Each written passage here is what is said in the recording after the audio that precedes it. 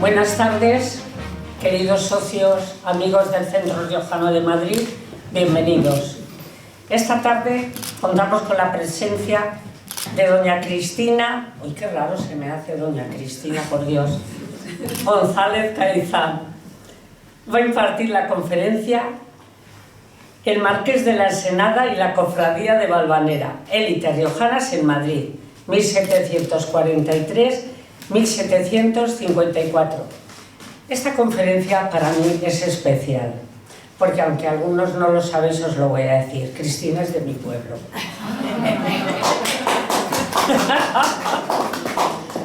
Dos de mi pueblo juntas es un peligro. Bueno, vamos a intentar estar serias, ¿eh? Yo lo que voy a hacer va a ser leer su currículum. Lo ha hecho muy escueto, muy escueto. Es una persona que no le gusta eso, que se sepa demasiado. Vamos a ver. Cristina González Caizán es historiadora, natural de San Vicente de la Sonsierra, La Rioja. Profesora de Historia en la Facultad de Artes Liberales de la Universidad de Varsovia, Polonia. Doctora en Humanidades por la Universidad de La Rioja. El director de tesis fue el profesor José Luis Gómez Urdáñez. Galardonada con el segundo Premio Internacional de la Fundación Jorge Juan de Madrid a la mejor tesis doctoral, 2003, además con el Premio a las Letras del Centro Riojano 2018 y con el primer premio en la categoría de Mejor Publicación en Lengua Extranjera que promociona la historia de Polonia, 2018. En el concurso histórico del Ministro de Asuntos Exteriores de la República de Polonia por la monografía Por Napoleón en España, los soldados polacos en los sitios de Zaragoza, 1808-1809, editada en Madrid en el 2017. Sus trabajos se centran en el siglo XVIII español, las relaciones hispano-polacas, la guerra de la independencia, en especial a la participación polaca en esta contienda y a la figura de la escritora Sofía Casanova. Autora, entre otros, de una monografía sobre la red política del Marqués de la Ensenada y de ediciones críticas de fuentes sobre la participación de los soldados polacos en los sitios de Zaragoza y el viaje de la escritora Carmen Laforet a la Polonia en 1907. Ay, sí es cierto, me tengo que cambiar las gafas. No, en serio que he leído 1900. He visto un cero. En fin. Os lo digo que es un peligro juntos. Pero bueno, yo voy a dejar a Cristina que se explaye libremente. El presidente todavía no ha llegado. Cuando llegue, es que tenemos hoy un problema. Tenemos junta, porque mañana es asamblea de socios. Entonces tenemos que preparar la asamblea, por lo cual dentro de un rato me tengo yo que ir. Vale, Cristina, y sabes que lo siento en el alma, pero es lo que hay. Ya te compensaré. Que luego al final te haremos un vino en tu honor. Muy bien, claro. ¿Vale? Bueno, un vino de Rioja además. Que no lo vamos a... que no lo vamos a dar de cualquier sitio, ¿no? Vino de Rioja. Vale, pues puedes empezar cuando quieras. Una cosa, sí, tengo que decir. Porque algunas personas igual no han podido venir por el tema de la lluvia, por el tema de lo que sea. ¿Veis que se está grabando esto? ¿Vale? Se está grabando tu conferencia. Quiere decir que dentro de unos días, ¿cuántas, Julio? Un par de semanas. Un par de semanas, vale. Se puede ver por la red del Centro Riojano y todas esas cosas, y tú misma, ¿vale? ¿Vale? ¿Te convenzo? Sí, sí. Vale. Muy bien, pues nada, la voy a dejar a ella que se explaye bien, porque yo me tendré que ir dentro de un ratito y estaré yendo y viniendo para que no se nos desmande la chica. ¿Vale? Muchas gracias. Muchas gracias. Dale, eso es. Dale, ahí estás. pero no así. Muchas gracias, Gloria, muchas gracias al Centro Riojano por esta amable invitación. Volver al Centro Riojano es para mí como volver a casa. La primera vez que vine a Madrid a investigar, vine al Centro Riojano y aquí me recibieron muy bien. Estaba Dámaso Ruiz de Clavijo, que me enseñó muchísimo de los archivos y de los riojanos, ¿no? en Madrid. Eran los tiempos también de don Eugenio Mazón y también me recibió estupendamente y yo venía por las tardes aquí, les contaba mis aventuras en los archivos, me invitaban a cenar y la verdad que fueron unas épocas muy bonitas. Entonces para mí, pues, a pesar de ese parón, ¿no? Al irme a Polonia y luego tantos años fuera, luego volver a recuperar mi vínculo con el Centro Riojano, sobre todo de la mano, ¿no? de Gloria, pues para mí es un gran motivo de alegría. Entonces hoy estoy aquí para hablar de un tema que es muy cercano a mi corazón, porque son los inicios de mi investigación, porque por lo que ha dicho Gloria, yo ya me he ido, ¿no? por otros derroteros, pero el Marqués de la Ensenada y su gente pues siempre están ahí, en mí. Quiero agradecerles a los presentes que han venido hoy. Algunos no conozco, pero muchos de ellos sí, a otros sí. Y gracias Alfredo, gracias José María, Cristina, la descendiente de Sofía Casanova, su tarannieta, sí, también está aquí, profesor de la Complutense, su esposa, y una conocida de Polonia que ha venido aquí, Inma, a vivir ya, y por supuesto a mi familia. Los Caizanes, que somos pocos pero fieles, ¿no? Y aquí entonces vienen, me siguen y me defenderán si puede ocurrir cualquier imprevisto. Bien, entonces entramos en el tema de la conferencia de hoy, el Marqués de la Ensenada y la cofradía de Valvanera. En el siglo XVIII llegaron a Madrid procedentes de otras regiones del Reino de España, gentes que buscaban labrarse un futuro al amparo de las oportunidades que generaba la nueva monarquía o la nueva administración de los Borbones.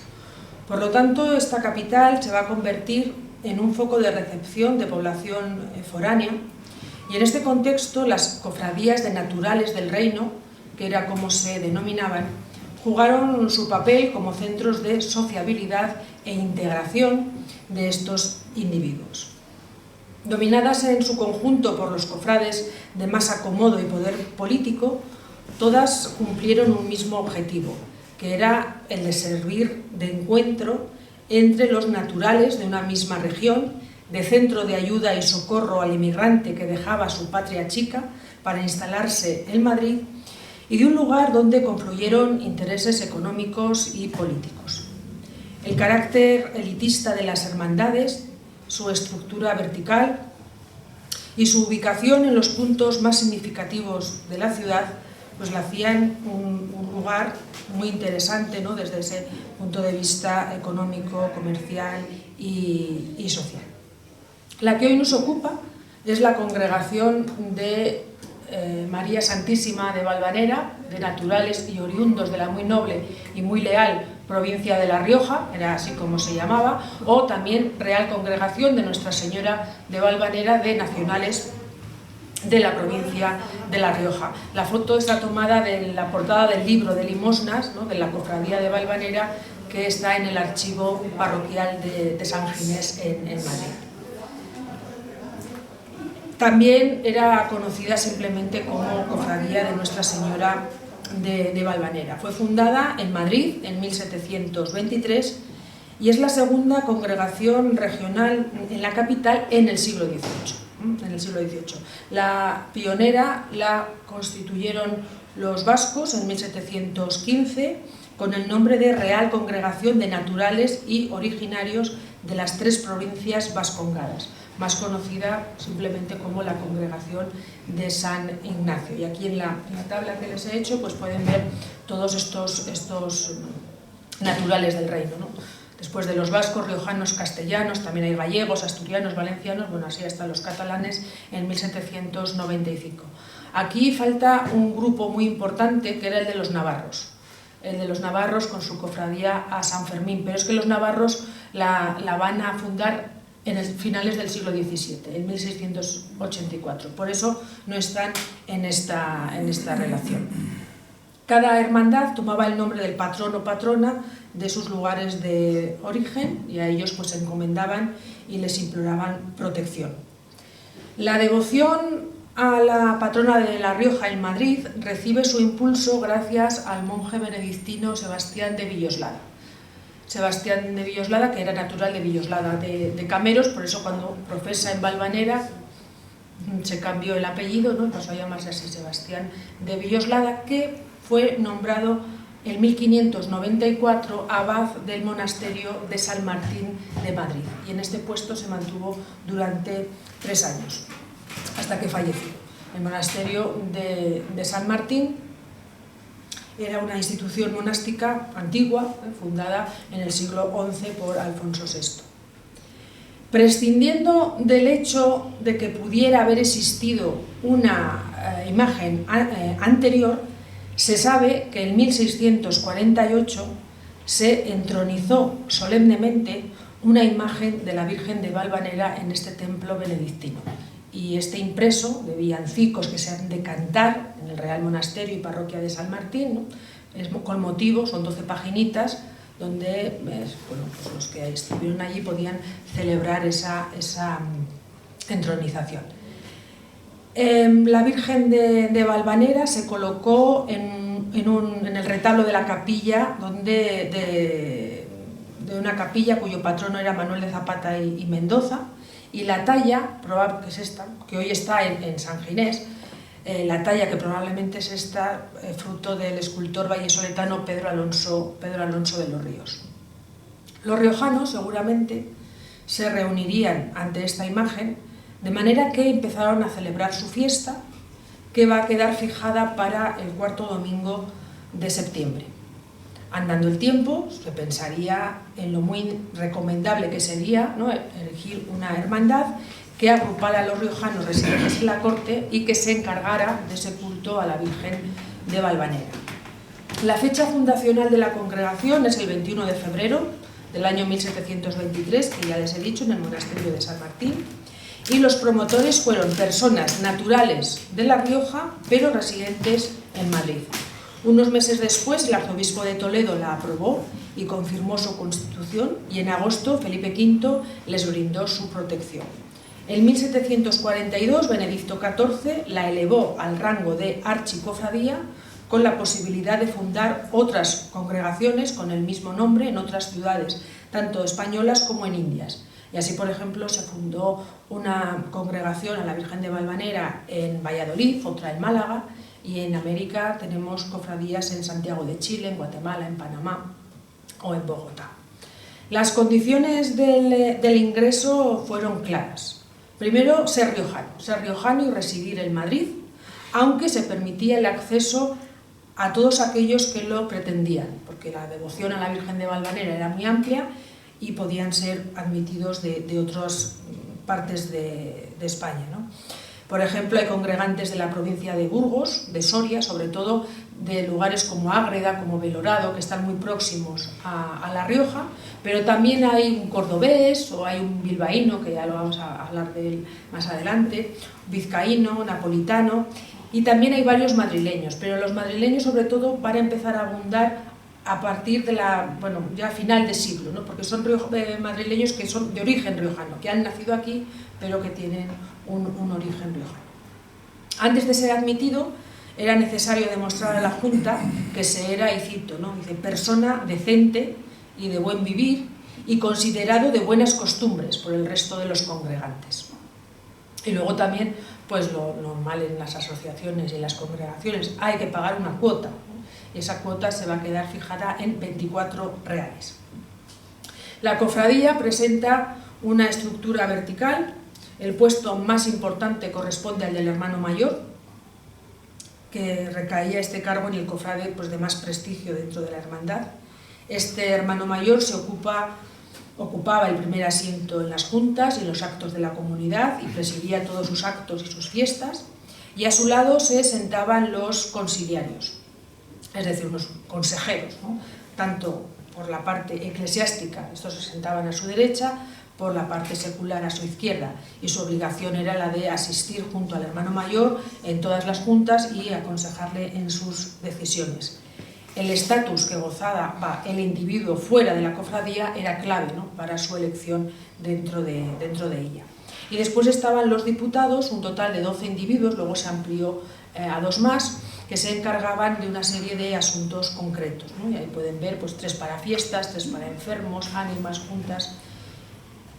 En la base se encuentran el secretario, el archivero, tesorero, contador, criado, y luego un maestro de ceremonias.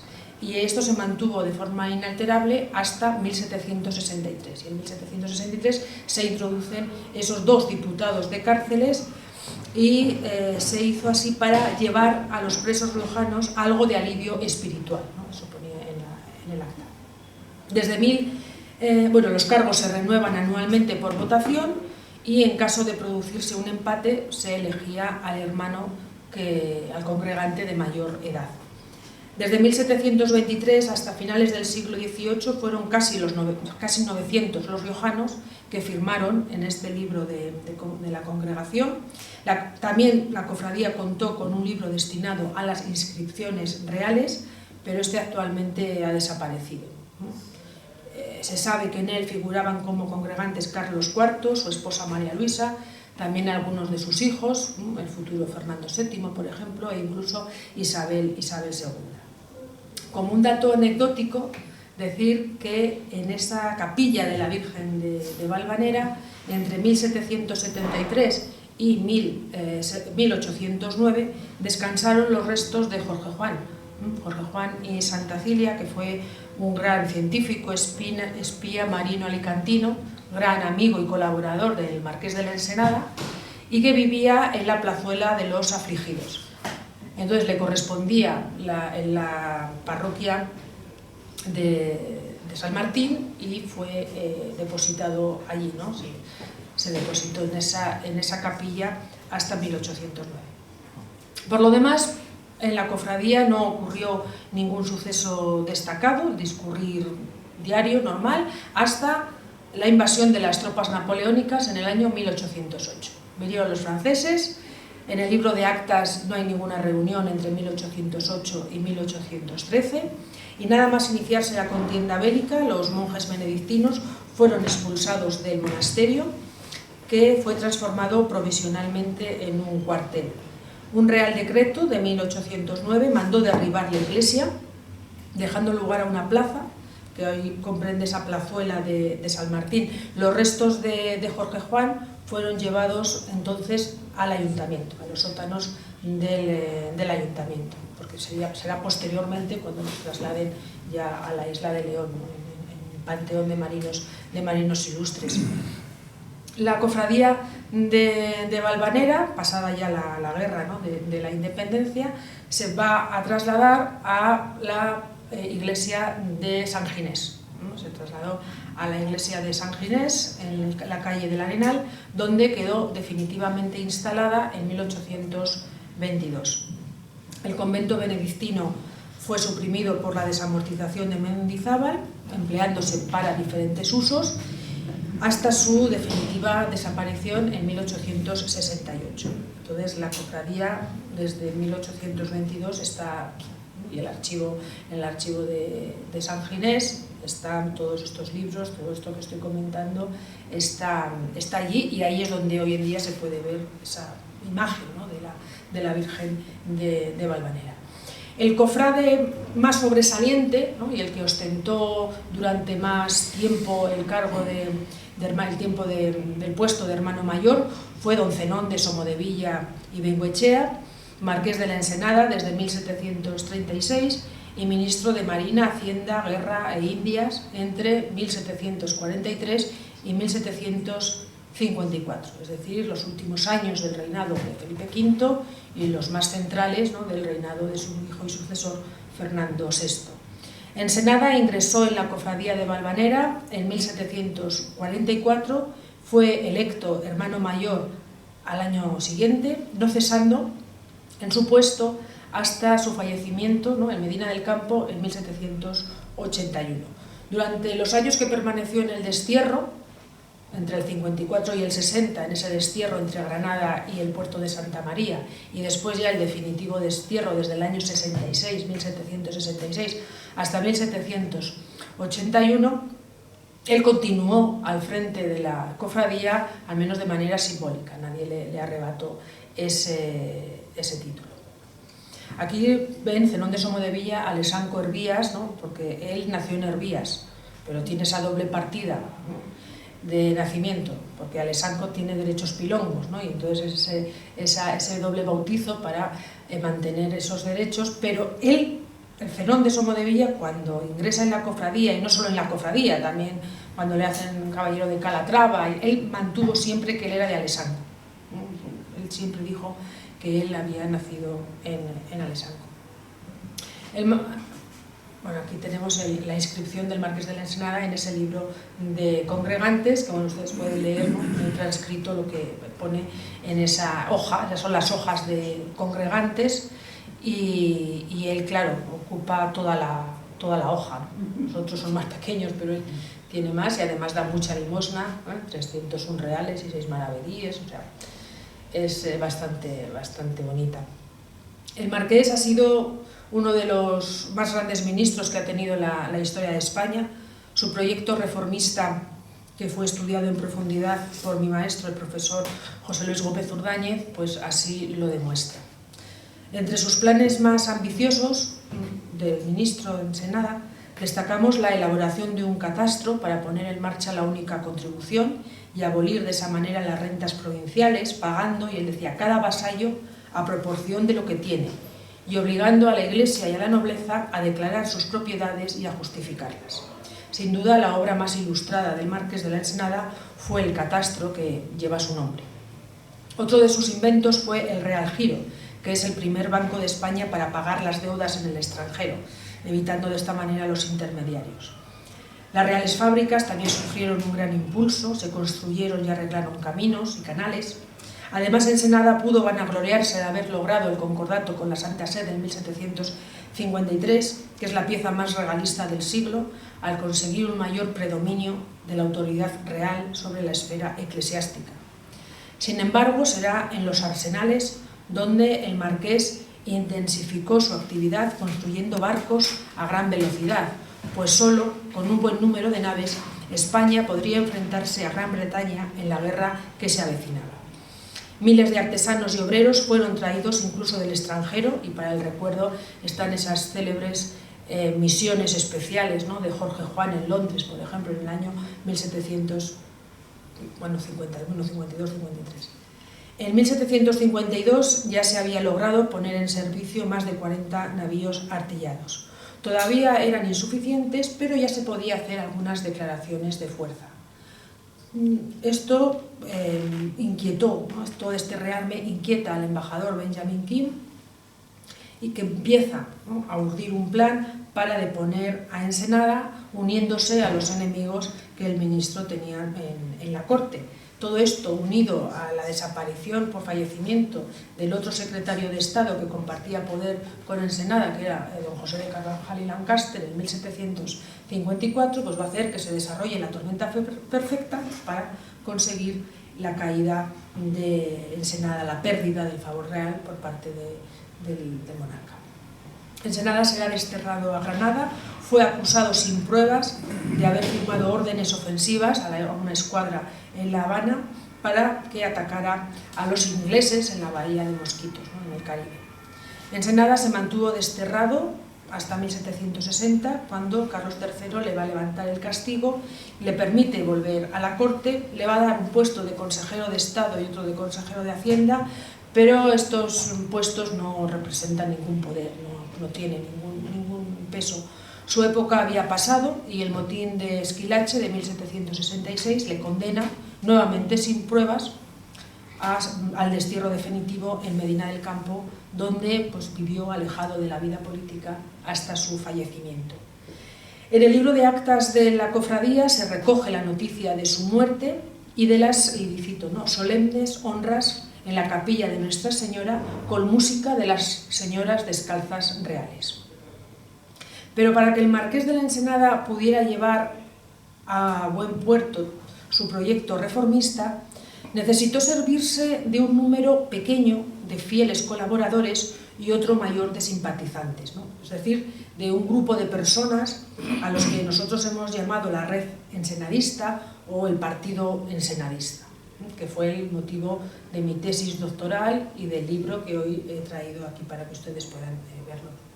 Editado en el año 2003 por la Fundación Jorge Juan, aquí en Madrid. En esa red figuraban una serie de personajes que conformaban lo que sus enemigos llamaron la farándula de Don Zenón, y entre los que se encontraban, por ejemplo, su hechura más perfecta, que fue el vasco Agustín Pablo de Ordeñana, pero también el ya mencionado Jorge Juan, que era un fiel colaborador y amigo, o también otro gran científico como Antonio de Ulloa. La lista no es muy amplia, ¿no? Pero en ella no podemos dejar de nombrar al abate Facundo Mogrovejo, que era el correveidil entre Nápoles y la corte, y entre la Farnesio, Isabel de Farnesio, ¿no? O los jesuitas padres Francisco de Rábago, confesor de Fernando VI, o el padre Isla, que también era gran amigo de Ensenada, o Farinelli, ¿no? El último considerado el castrati más grande de la historia, con el cual Ensenada pues, tuvo unos fuertes lazos de amistad, ¿no? Eran muy amigos. Pues bien, entre todos estos colaboradores destaca un grupo que compartió patria chica con el marqués y colaboró fielmente en algunos de sus principales planes, y es lo que nosotros hemos llamado el brazo riojano del partido ensenadista. El marqués contó con varios de sus paisanos para sus fines políticos y gozó de la amistad de varios de ellos. Todos van a pertenecer a la cofradía de Valvanera, pero esta no ejerció como un foco donde el marqués encontrara afines para su proyecto. A la mayoría Ensenada ya les había conocido con anterioridad y el hermanamiento se produce a posteriori, ¿no? Del inicio de la relación profesional con él. Es decir, es esta última y el ascenso social gracias a Ensenada lo que les abre las puertas para ingresar en esta prestigiosa congregación, porque no debemos olvidar que su hermano mayor era un ministro de 4 carteras y en ese momento era el más poderoso, ¿no? El hombre más poderoso del momento, de la corte. Claramente al marqués lo que le interesaban de sus hombres era su capacidad de trabajo y la lealtad a su persona, pero no deja de ser llamativo que el grupo riojano sea mayoritario de entre otros hombres, ¿no? Que estaban alrededor de él. Los principales miembros de este brazo riojano del partido ensenadista fueron... Ay, me voy para adelante, ¿verdad? Aquí. El primero de ellos, Nicolás Francia Pascual. Nicolás Francia, yo les he hecho la transcripción, ¿no?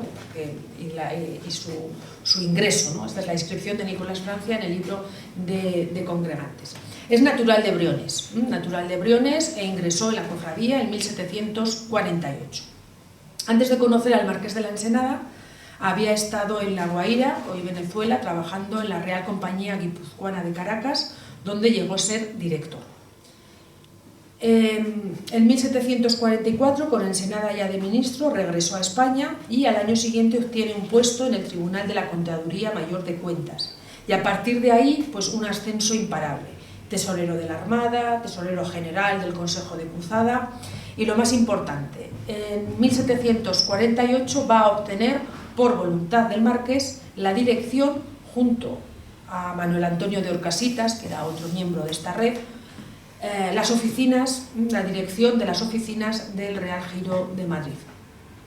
Por lo tanto, el encuentro y conexión de Nicolás Francia con Ensenada debió producirse en algún momento entre la llegada de Francia a Madrid en 1744 y con la suficiente anterioridad a 1748. ¿Y por qué con la suficiente anterioridad? Bueno, pues porque el puesto de director de las oficinas del Real Giro era muy importante, porque aunque he dicho, ¿no? Que es el pago en el banco que hacía los pagos en el extranjero, eran los fondos reservados de hoy en día. Los directores de ese banco solo tenían que justificar al ministro de Hacienda, y el ministro de Hacienda era Ensenada, con lo cual todo quedaba en casa. Por eso tenía que tener a gente de su confianza, y ahí estaban Nicolás Francia y Orcasitas. De esta manera pues se pudo pagar, por ejemplo, esa política de espionaje industrial, ¿no? Ensenada tenía mucho dinero. ¿De dónde sacaba el dinero? Pues en otros sitios del Real Giro. El nombramiento de Francia en el Real Giro coincide con la fecha de ingreso en la cofradía, por lo tanto, bueno, pues ingresa después, ¿no?, de esto. Tras la caída del marqués en 1754, Francia fue fulminantemente cesado de su puesto de director del Real Giro, aunque se va a mantener como consejero de Hacienda, pero eso no tiene ninguna importancia, no tienen poder, ¿no?, esos puestos. Su nombre va a aparecer en los pasquines que pululaban por Madrid jactándose del destierro de Ensenada, y todos le señalan, ¿no?, como uno de los principales miembros de ese partido ensenadista.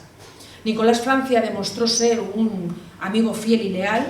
Muy preocupado por la suerte del marqués, envió a Granada a uno de sus sobrinos para que le cuidara, y bueno, esperó pacientemente en Madrid su regreso.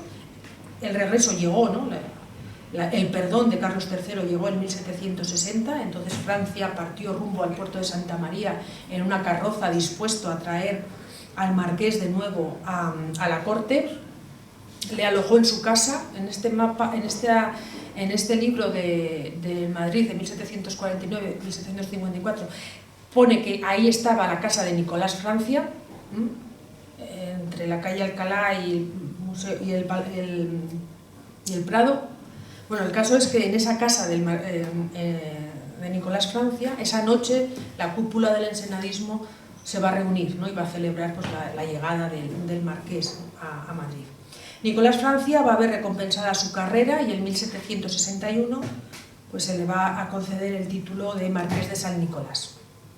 Va a morir en Madrid unos pocos días después del estallido del motín contra Esquilache, y por lo tanto se va a librar de ver partir, ¿no?, a Ensenada de Madrid a su segundo destierro. Nicolás Francia estuvo casado, pero de ese matrimonio no tuvo descendencia. El título lo va a heredar su sobrino Esteban Francia, que es Esteban Francia el que manda construir el palacio del Marqués de San Nicolás, que está en Briones. Seguramente algunos de ustedes, si conocen Briones, han visto esta fachada, que es muy bonita, que además es la fachada del ayuntamiento, ¿no?, de Briones, y se llama así Palacio del Marqués de San Nicolás, pero no es este Nicolás Francia, no es su sobrino y heredero del título, pero el que lo hizo. El segundo miembro de este partido riojano ensenadista fue Pedro Salvador Muro, natural de Arnedo. Él ingresa en la cofradía en 1746 y él sí va a desempeñar algún puesto importante dentro de ella, ¿no? Fue consiliario secular y también fue diputado de fiestas. Aquí tenemos una imagen, su inscripción en el libro de congregantes. Antes de conocer al marqués, cursó estudios en la Universidad de Valladolid, obtuvo el grado de bachiller de cánones, fue alcalde de Casa y Corte de los Reales Sitios de San Ildefonso y Balsaín, también alcalde de Casa y Corte de Madrid, y desde 1740 consejero togado del Consejo de Hacienda en su Sala de Justicia, y este cargo lo va a tener hasta su fallecimiento. Bueno, también ocupó un puesto en la Real Junta de Tabacos, con el Consejo Real, y caballero de Calatrava. En 1740 fue ordenado caballero de Calatrava. Sus servicios al lado del marqués se centran en la hacienda y el catastro. Desde 1742 data al menos un primer contacto con Ensenada, porque cuando Ensenada tiene que presentar pruebas de hidalguía, porque va a ser, son las pruebas de hidalguía para acceder al caballero de Calatrava, pues Pedro Salvador Muro se desplaza hasta La Rioja, ¿no?, para recoger toda la información, las partidas de bautismo, todos los expedientes de órdenes militares que son así, y en esos expedientes, ¿no?, que remite Pedro Salvador Muro, queda probado que don Zenón de Somodevilla descendía del solar riojano de Valdeosera, de los Cameros, algo que es totalmente falso, ¿no?, pero en la partida, ¿no?, en el acta así lo vemos.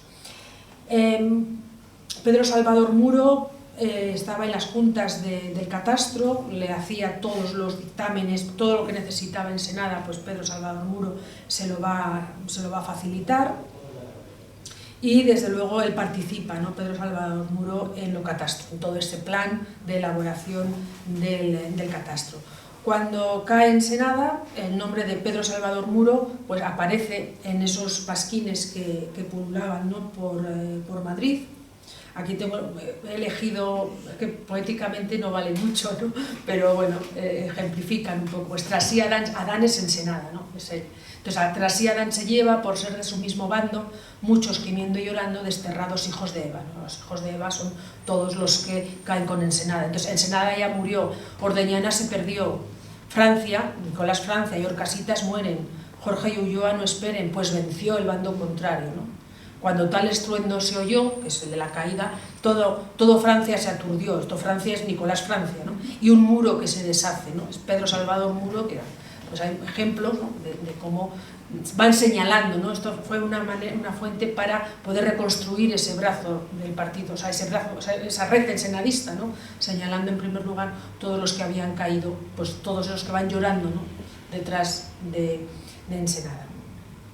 Pero no nos consta ninguna represalia contra Pedro Salvador Muro, sí que desde luego cesa en sus actividades en el catastro, pero bueno, se mantuvo en Madrid como consejero de Hacienda y se dedicó, parece ser, al cultivo también de una cabaña ganadera.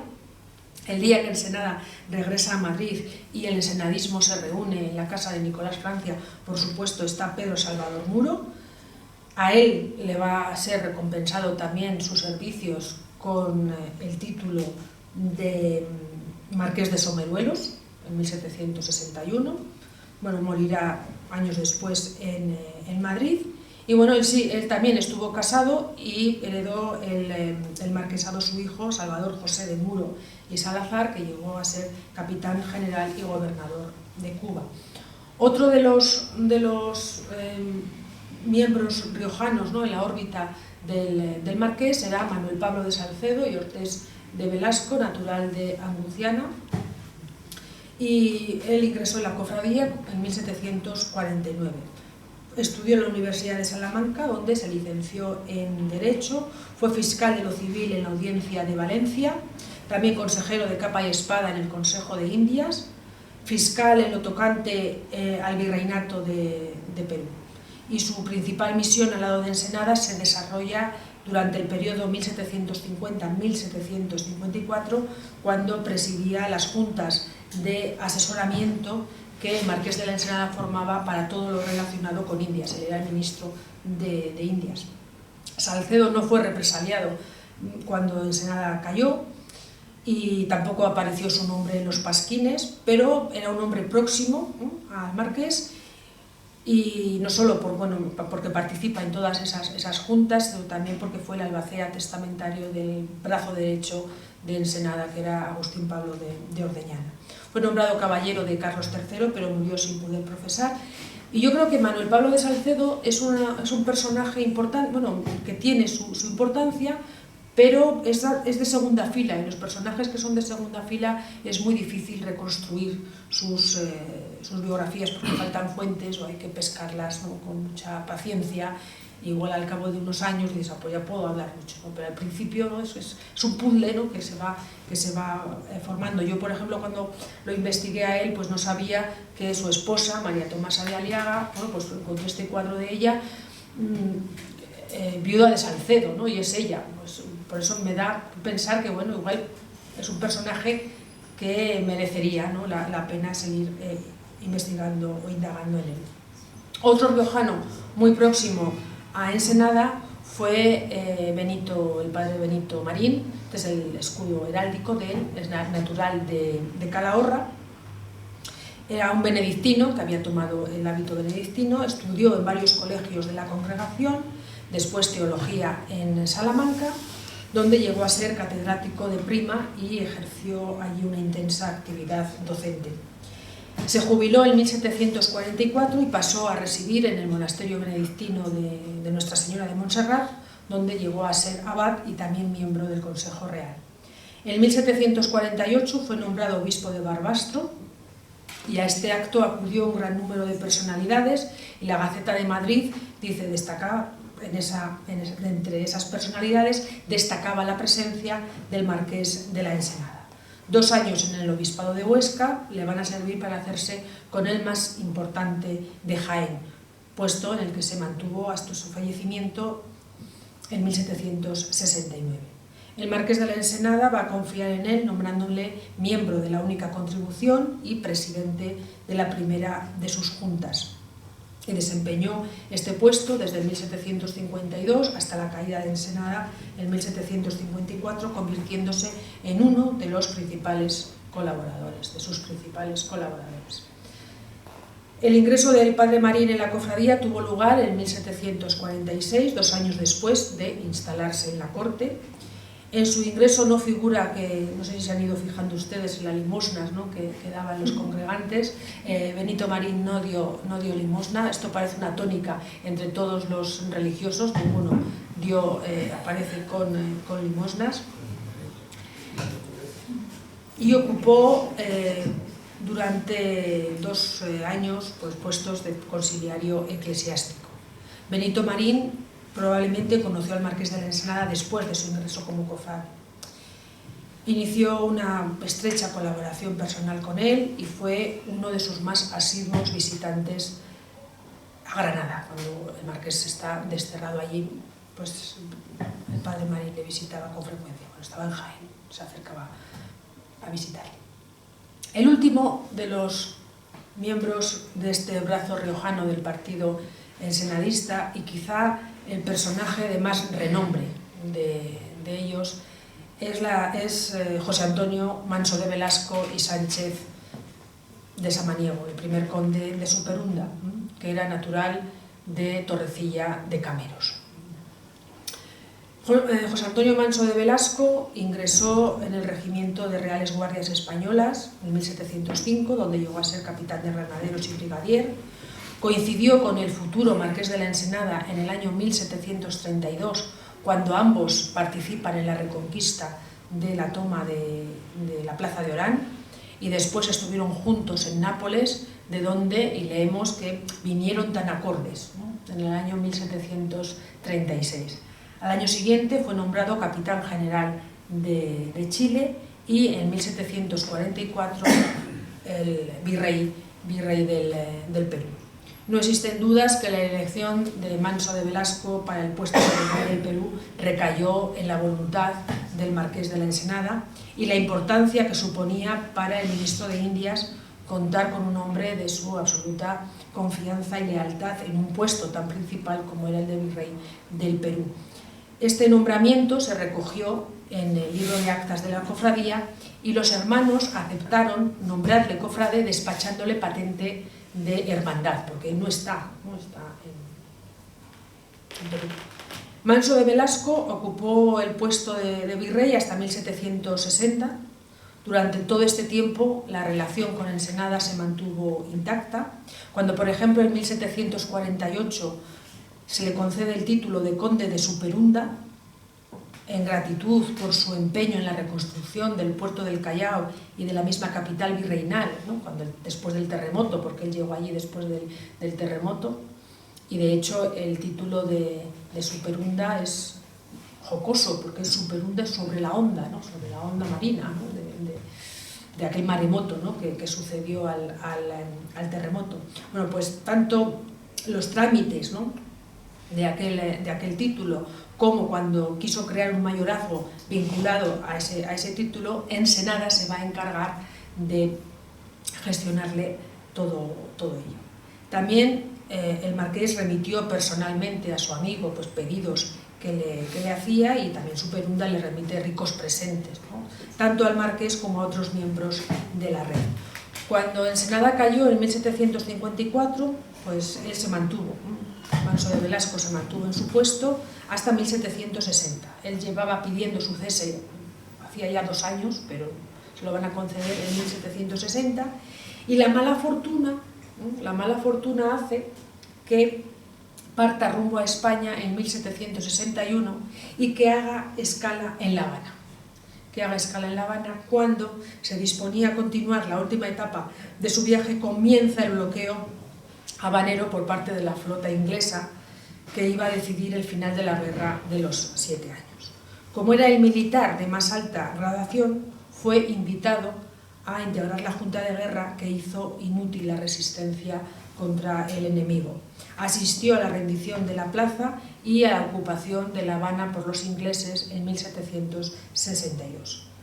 Manso de Velasco fue intercambiado por prisioneros ingleses y retornó a España sin sospechar los problemas derivados de esa actuación suya por la derrota española.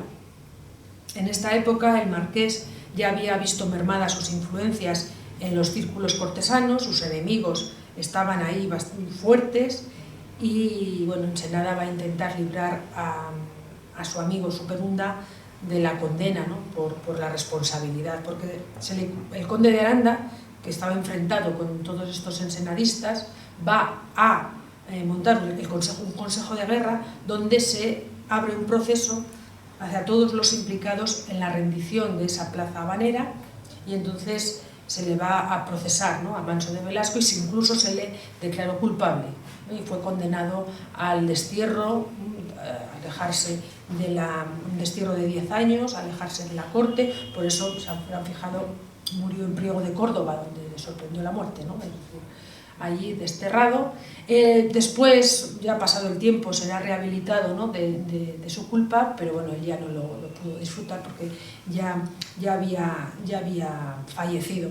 Aprovechando el tiempo en el que estuvo en Madrid, ¿no?, desde su llegada, a pesar de que estuvo con todo el proceso, bueno, etcétera, pero él vivía entonces en Madrid, pues se acercó a la cofradía de Valvanera y se sentó por congregante, ¿no? Y ahí está, pues también como uno de los principales, ¿no? Está en la hoja de cofrades, en el libro de congregantes, pues tiene una hoja más bonita, ¿no?, que el resto. Y también él da de limosna 301 reales, ¿no? O sea que son importantes. Soltero, Manso de Velasco era soltero y va a legar el título de conde de Supernunda, pues a su sobrino Diego Antonio Manso de Velasco. El último cofrade de la red al que nos detenemos no es riojano, se trata del bilbaíno Agustín Pablo de Ordeñana, al que ya nos hemos referido. Era el brazo derecho y principal cómplice de Ensenada, su hechura, su criatura. Fueron inseparables desde que se conocieron en el almirantazgo en los años 30, e incluso Ordeñana cae también en desgracia en 1754, y cuando Ensenada parte al destierro en Granada, pues él partirá al destierro a Valladolid y regresó a Madrid en 1760, cuando le levantan también el destierro a Ensenada. Él va a ingresar en la cofradía de Valvanera, pero como dice en el libro, parece que se formaliza una situación de que ya era asiduo, porque él parece que iba, y parece lógico, pues era tan próximo a Ensenada y además él era muy religioso, Ordeñana, pues iría a las fiestas de la Valvanera y etcétera. Y cuando escribía sobre él, pues me hizo particular ilusión encontrarme, ¿no?, en la cofradía de Valvanera también al vasco Ordeñana. Bien, si dejamos de un lado los cofrades vinculados con la política, otro grupo importante dentro de la cofradía fueron los mercaderes. Varios riojanos de los 5 gremios mayores se sentaron como congregantes, pero de momento poseemos muy pocos datos sobre la relación de Ensenada con estos mercaderes riojanos. Y yo no cuento con suficientes fuentes ni trabajos para asegurar que el marqués les intentase favorecer.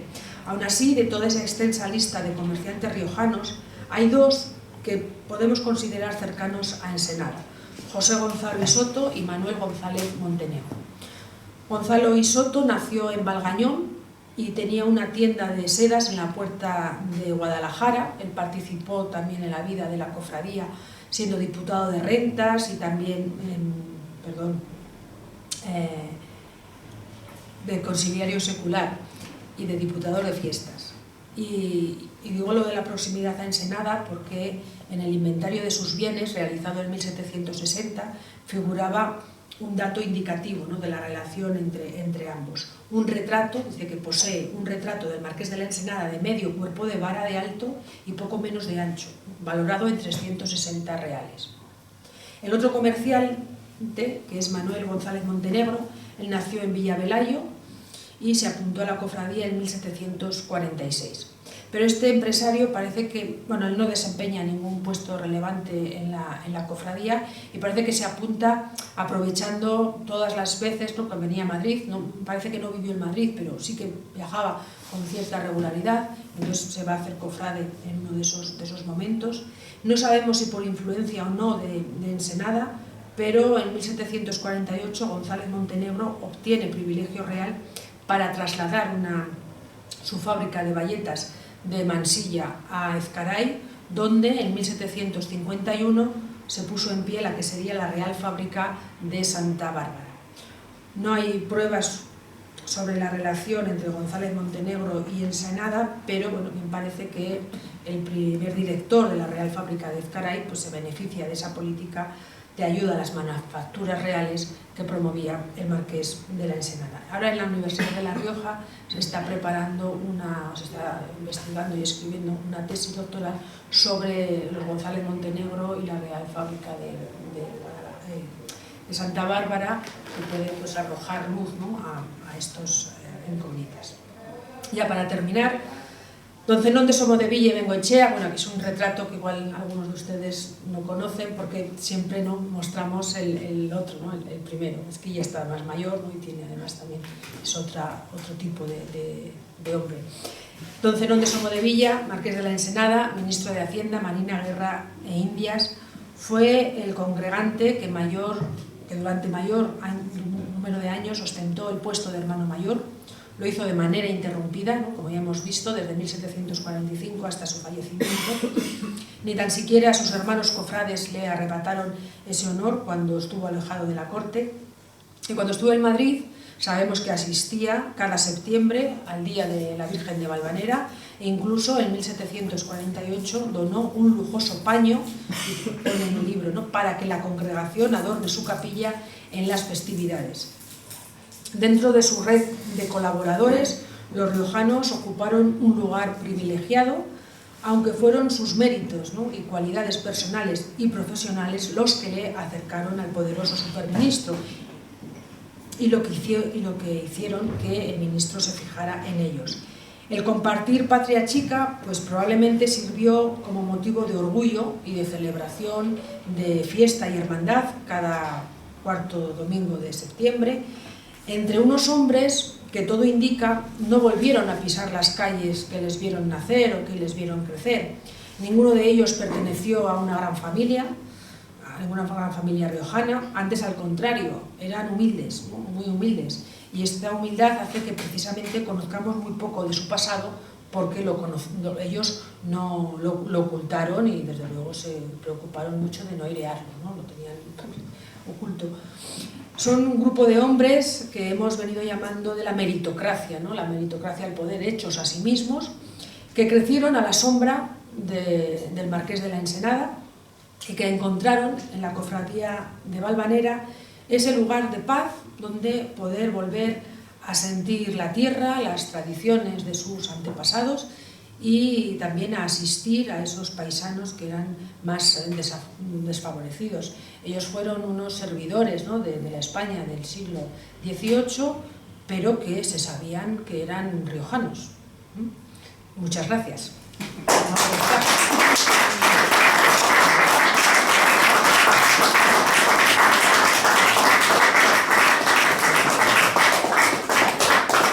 Y no sé, como Gloria se me ha ido y me he quedado yo aquí, pues si tienen alguna pregunta que hacerme y puedo... A ver... Mira, me presento. Yo soy Enrique Martínez Toda, soy el secretario de la Congregación de Valvanera de Madrid. Y don Carlos es el tesorero. Porque aparte soy el canciller de los caballeros de Valvanera. Nada, complementar unas cosas que han dicho que me ha encantado. Tu disertación, creo que está muy bien, la está fenomenal.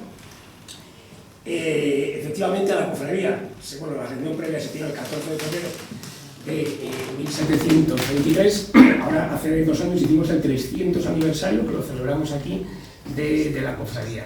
Y luego entró el Marqués de la Ensenada, que efectivamente fue un hombre maravilloso. El paño del que has hablado sigue en San Ginés. Ese paño, si vais a San Ginés en Navidad, cuando se pone el Belén, es el que adorna todo el Belén, porque tenía capacidad para adornar toda la capilla, incluso la iglesia de San Ginés. Venían los bomberos a ponerlo cuando éramos chavales. Venían los bomberos con las escaleras a poner el paño del Marqués de la Ensenada. Era espectacular. Delante de esa Virgen de Valvanera, que se ha enseñado César Alonso de los Ríos, esa Virgen era más importante de lo que realmente parece. No había ninguna casualidad en la corte. Cuando viene Fray Sebastián de Villoslada, viene de Valvanera, él ha estado en 1541 en Sevilla, en Valladolid, en la abadía, como abad, como prior, y cuando llega aquí le llama a Felipe II, que ya conocía a Valvanera. Había sufrido un ataque de gota en San Asensio y no pudo llegar a Valvanera a beber agua de la Fuente Santa. Dice que le dieron clarete de San Asensio y que se curó igual. Regaló 7 lámparas de plata a Valvanera, que estuvieron hasta que los franceses las quemaron en 1809 en Valvanera, y conocía ya a Valvanera. Por eso llama a Fray Sebastián de Villoslada y le dice: vente aquí que vas a ser mi confesor y tal. Ahí justo lo que era un monasterio pasa a ser abadía. Lo hace mucho más grande y va desde la Puerta de Guadalajara, que es ahora el mercado de San Miguel de Madrid, ahí estaba la Puerta de Guadalajara, y bajaba hasta la Puerta de Valdenadú, que era la que se encontraba cerca de la plaza de Isabel II. Y todo eso era San Martín. ¿Qué pasa? Que delante de esa Virgen de Valvanera expusieron los cadáveres de Daoiz y Velarde. Y eso a Murat le sentó con una patada en las tripas, por así decirlo, como decimos en La Rioja. Entonces esa fue una de las causas también por las que destruyeron la capilla. Porque era una virgen muy querida por los madrileños, muy antigua, que ya llevaba una tradición secular. Isabel II había estado en Valvanera, ella sí que llegó a ver si se demostraba la leyenda de que una mujer que pasase más de 9 días en Valvanera fallecería, como había fallecido la hermana de Núñez. Y dejó a una de su cortejo, le dijo: tú quédate, y la otra: no, majestad, si total, sí, yo ya me voy, quédate, a ver si es verdad. Se murió. Eso cuenta la leyenda, no son leyendas, pero bueno, eso cuenta, y hay un cuadro que nos recuerda en el monasterio ese tipo de cosas, ¿vale? Y luego nada más, y sí, ya te digo que me ha encantado la disertación, me ha parecido maravilloso la conferencia. Solo un detallito: los monjes, que son diferentes a los frailes, los monjes no dan limosna porque cumplen uno de sus 3 votos, los benedictinos: castidad, pobreza y obediencia, desde San Benito de Nursia en 495. Pero es su regla, que se puede leer y es nada, es un librito así, que en todos los monasterios benedictinos la tienen. Hay más cofradías de Valvanera en América del Sur y en España, por supuesto. Yo soy hermano de Sevilla, soy cofrade de Barcelona, soy cofrade en Valladolid con Rufino, soy cofrade en Galicia con Pepe, o sea, y hay más vírgenes de Valvanera en América del Sur que de Guadalupe. Y de hecho tenemos ahora mismo una en Guinea, Nueva Papúa. También está la Virgen de Valvanera. Y nada más, muchas gracias, me ha encantado. Y solo una pregunta: la segunda caída en desgracia de Ensenada, cuando lo del motín de Esquilache, que fue a mi ver una trampa preparada para ya acabar el ínclito embajador inglés, acabar con él ya de una vez, para que no hubiese marina española, ¿eso realmente es así o estoy yo equivocado? O sea, ¿una segunda caída delante de Carlos III del Marqués de la Ensenada o no? Una caída en desgracia, hasta su muerte, en 1781, el 2 de diciembre. Es que él, desde que viene en 1760, nunca recupera la gracia. Nunca recupera la gracia. Él le perdona, pues porque así fue su... Bueno, él le nombra Marqués de la... Él le hace Marqués de la Ensenada, había sido en Nápoles, había estado con él. Y él siempre había mantenido una relación paralela con su madre, con Isabel de Farnesio.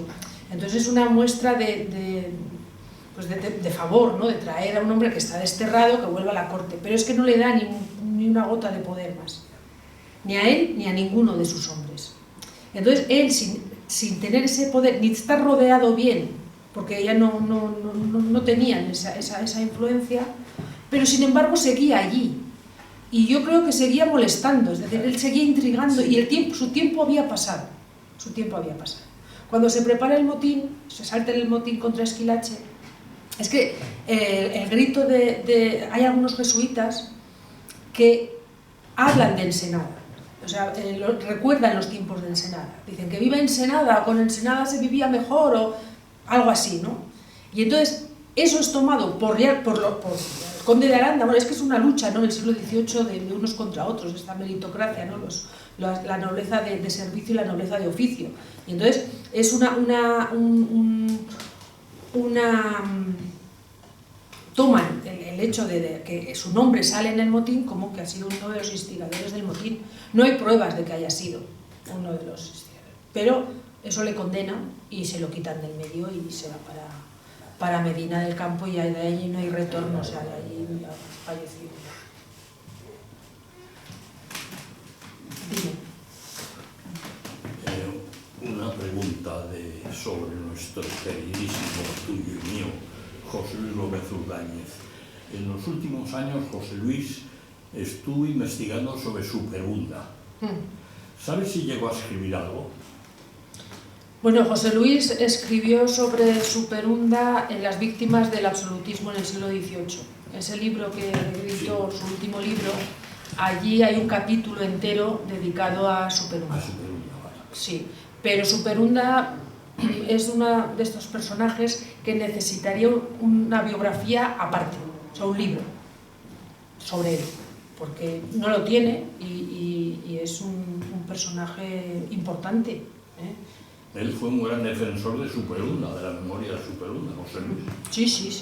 Sí, claro, porque era uno de estos caídos en desgracia, ¿no?, del azar, ¿no? Muchas veces él no tenía la culpa, ¿no?, de haber tenido que firmar esa rendición, le tocó, era el militar con más graduación, pero eso sirve, ¿no?, para la inquina de los que están contra él. Es que es la lucha continuamente de poder y Superunda, pero sí, Superunda es un personaje interesantísimo. Y además hay muchísima documentación de él en el archivo de Vitoria. Es una fuente, yo cuando lo consulté me quedé maravillada. Yo utilicé solamente pues, lo que me interesaba de esa relación puntual con Ensenada, pero sí. ¿El archivo de Vitoria o el de la Fundación Sancho? No, de Vitoria, el municipal, sí. ¿El municipal? El municipal, sí, no el eclesiástico tampoco. No. Ahora no me acuerdo del nombre, lo tengo ahí en ese libro, pero sí. Muy interesante, Superunda. Gracias. De nada. ¿Una pregunta? Hola. Ricardo. Hay un tercio un poco diferente. Aquí se ha mencionado como de pasada la falsificación o el error en un documento de un personaje al que le atribuyen un lugar. Al que hacía esto, ¿qué le podía pasar si lo descubría? ¿Esto tenía un castigo o era una práctica tan generalizada que en realidad quedaba impune? Hombre, práctica generalizada, yo sé que se hacía, porque porque son pruebas para órdenes de caballeros, ¿no?, de órdenes militares. Y de lo que yo me he encontrado cuando he investigado a estos personajes, hay muchas mentiras, hay muchos errores. Bueno, ¿verdad? Es algo habitual.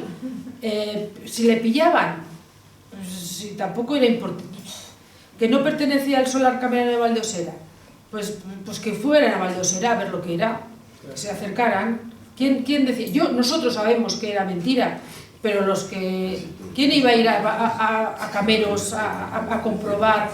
Costaba más ir... Costaba más. Entonces no pasaba nada. Hay muchas falsificaciones.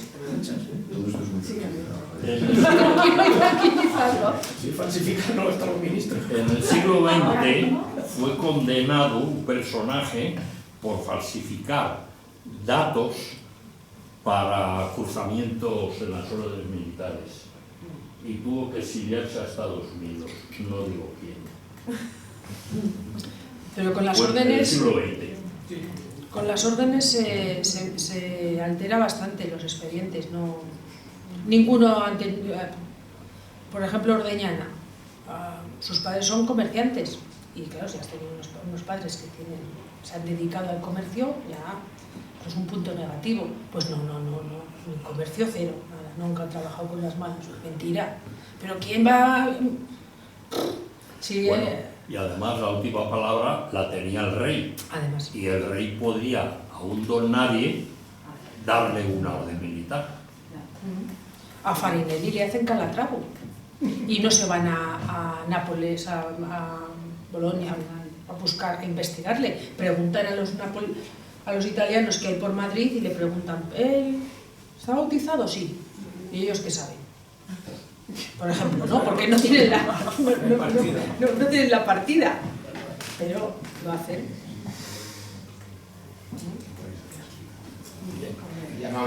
Una última pregunta y dentro un poco de mi ignorancia, ¿no? Decirlo así. Es conocido a veces Marqués de Ensenada por una cierta persecución a algún tipo de, concretamente los gitanos, salvo error por mi parte. Eso quiere decir que ahora mismo la cofradía que tenemos aquí algún miembro representante admite cualquier tipo de medios, digo, de personas, de población, quiero decir, o no hay Miembros de La Rioja, no hay pero va a la fe católica, son los dos requisitos para entrar y el tener la presentación de dos socios. Eso es lo que hace falta para entrar en la congregación, los congregantes. Entonces, pero independientemente de lo que hablas, que es la gran redada famosa contra el pueblo romaní en España, los gitanos y tal, él había entrado muchísimo antes. Había entrado en 1843, esto es posterior. O sea, de que no había ningún motivo de... No. Eso son cosas políticas ahí. Bien.